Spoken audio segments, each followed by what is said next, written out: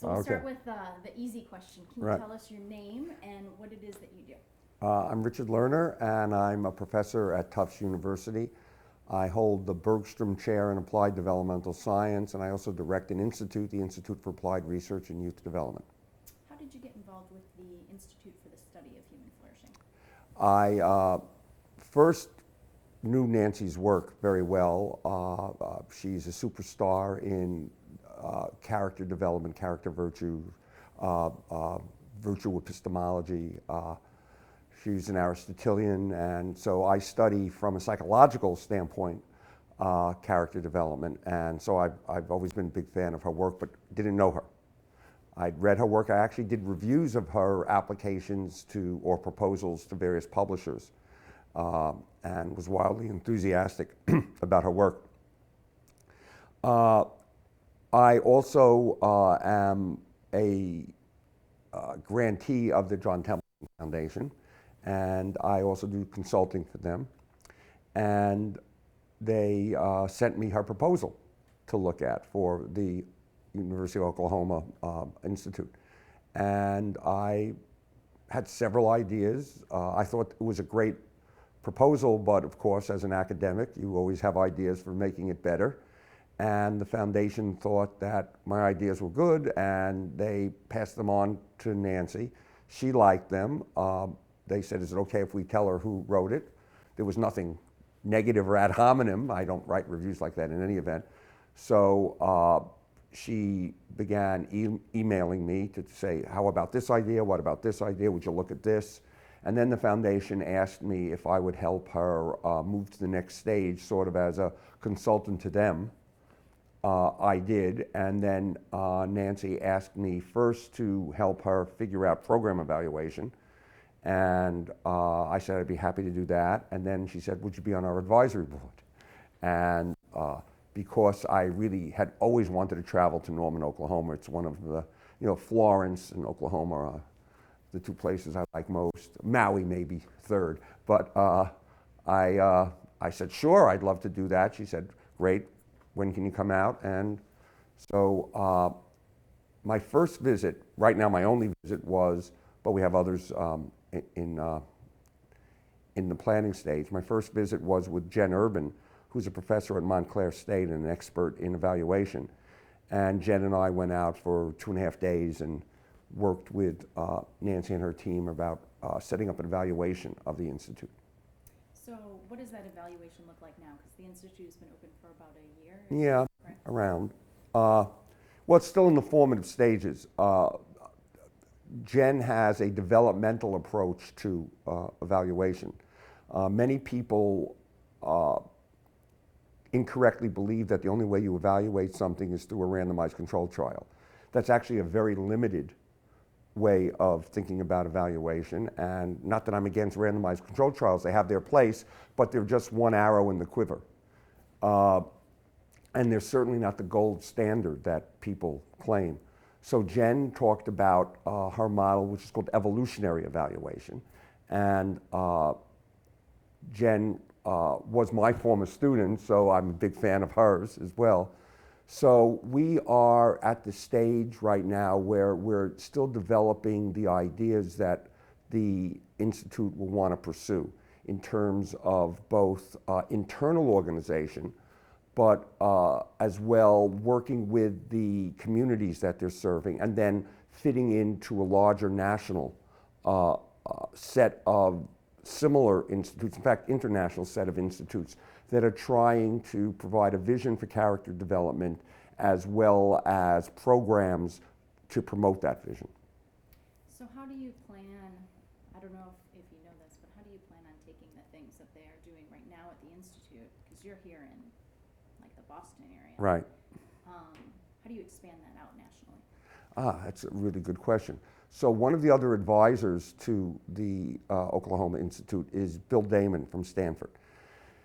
And he and I have this idea to create an international network of centers or labs devoted to character development. And we're modeling it after a Chicago Foundation's idea, which is the MacArthur Foundation. They created these networks. And so with the help of JTF, we had some consultation from former MacArthur people. I was actually on the original group of people who consulted to MacArthur to invent the idea of networks. So that's probably before you were born, but in any event, we hope to work with Nancy in at least a 4-part network to create synergies both within the United States and internationally among labs. So it's still being developed. We don't have the money yet in hand for the network, but we have a vision that Nancy would be the Midwest node and go everywhere from Oklahoma to Texas to Missouri to Chicago. You might end up being involved in in this network. Bill is going to do the West Coast. I'm going to do the Northeast through the Mid-Atlantic, and then the Jubilee Center in Birmingham in the UK will be the international node. So that's our plan right now. Nancy, Bill, James Arthur, who runs the Jubilee Center, and I are meeting at the Association for Moral Education meetings, which is here in Boston, actually in Cambridge, next month.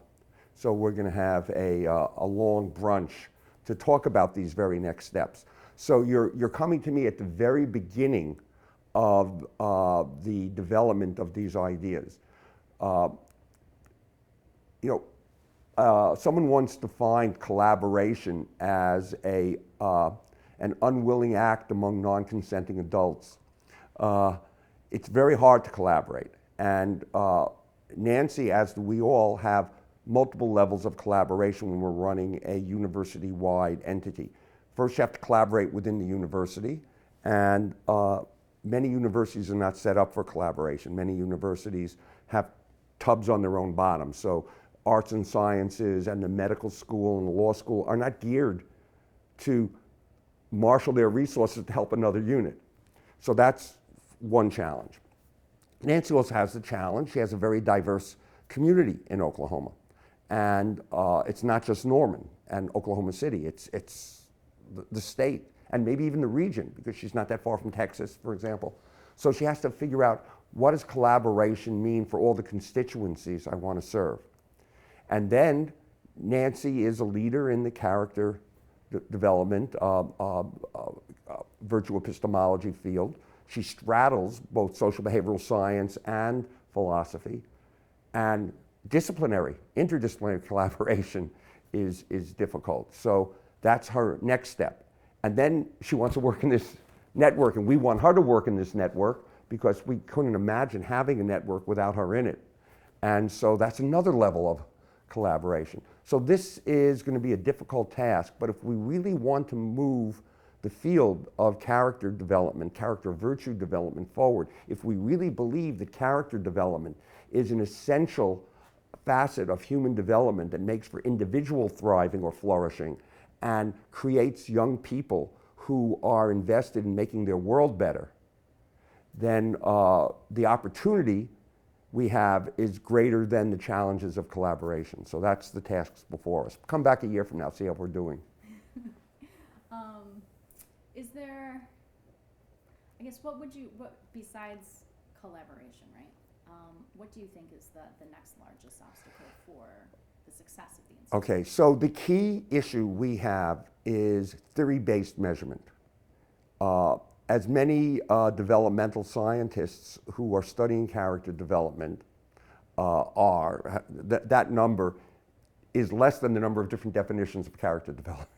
Some people have 2 or 3, depending on what literature they're trying to contribute to. Measurement per se in the field is terrible. I can use a more highfalutin word, but it just is not good. Issues of validity and reliability are weak, but more important, the issue of measurement and variance has not been systematically addressed. I don't know if you're familiar with that, but when you use a measure, it has to have the same meaning when you're testing boys and girls, men and women, people of different racial and ethnic backgrounds, rural versus urban, United States versus international.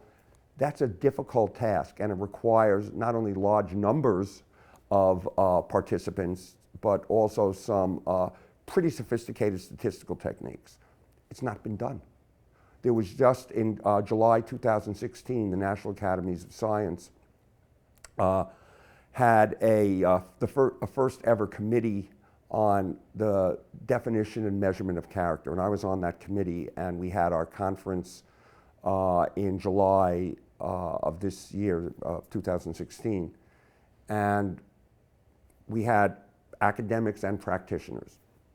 And these issues of definition were clear, issues of evaluation were clear, but the issue of measurement was the albatross around everyone's neck. So theory-based measurement is going to be critical. And since most of us believe that character is not a trait, it's not something that you're born with like eye color, but it is a developmental phenomenon, then we have to worry about measurement and variance across developmental periods. And the research task is just enormous. So no one lab is going to have enough participants to do all the different levels of invariance testing that will be required. That's why collaboration is key. So if we can get this collaborative network formed, and if we have enough collegiality to really collaborate, we can begin pooling our data. There are now incredibly advanced and very interesting data techniques called integrative data analysis. It's in which you can take non-commensurate data sets, non-equivalent data sets, and integrate them at the what's called the latent variable level. And in fact, we have an article coming out in the Journal of Youth and Adolescence showing the usefulness of that across 4 different data sets studying character development from the first decade of life to the 3rd decade of life. Now imagine we have a network with all these different longitudinal studies, developmental studies. If we could collaborate, we could do the measurement work necessary to really understand what characteristics of what kids in what setting will lead to what virtues and what positive outcomes across what periods of life. That's the key question that we have facing us, and only through collaboration and good measurement can we get there. Do you think it's one of the goals of the Institute to help fund all these different labs, or do you think it's more for the development of So I don't think the Institute has to fund anybody but themselves. But I also think that the network, if it exists, will help get money for the Institute. It won't be a tub on its own bottom. In fact, Bill and I are trying to set up this so that there's a common pool of money to foster collaboration. But Nancy will, as we all do, have to find funds to energize the graduate students and even undergraduate students, the different faculty in various departments, to get them involved in at least pilot work. But that pilot work is going to be very different because you have philosophers and historians, and look at the range of disciplines at the University of Oklahoma. All of them have an interest and an investment in having their students or the participants in their research be people of good character. So she's going to have to energize that, and it's going to be tough getting the money. Unless you're fortunate and you happen to be a billionaire or related to a billionaire, it's not easy to get this money. Most of us who are involved in running labs spend inordinate amounts of time writing grants and pursuing the connections to get those grants funded. So ideally, from your perspective, if you could get the network running, and Nancy could be the hub in the Midwest, and you'd have the Northeast, and then you'd have the West covered, what would you like to see as an outcome? What I'd like to see is a set of evaluations of programs that put young people on a thriving journey marked by the growth of character virtues and the understanding of how those character virtues can be translated into making every young person able to contribute to themselves, to their families, to their schools, to their communities, ultimately to civil society, and ultimately even more to social justice in ways that are beneficial for everyone. I think that character really involves contributing to the betterment of a world that is trying to make you better. That synergy between the person and the context is what character is about. And it's not just doing things, it's doing things that are the right thing to do at the right time and place. Everything, I'm showing my biases here in terms of my definition, but it's not just performance character, it's also moral virtues, as Aristotle talked about. I'm paraphrasing Teddy Roosevelt, but he said, educating a person in knowledge but not morals is educating a menace to society. What we need to do is to develop specific programs in specific times and specific places so we understand how every young person has a chance to do the right thing for themselves and others across their lifespan. That's what this is all about. If we can develop this network, if we can help Nancy develop what she's doing and help all the other labs, and we do it collaboratively, we can really change the landscape for young people in this country. And I think no matter where you come down politically, we all want that. So. That was great. That last sentence was That's like, the key. That's that yeah, that like tied in so much of what we've been filming already.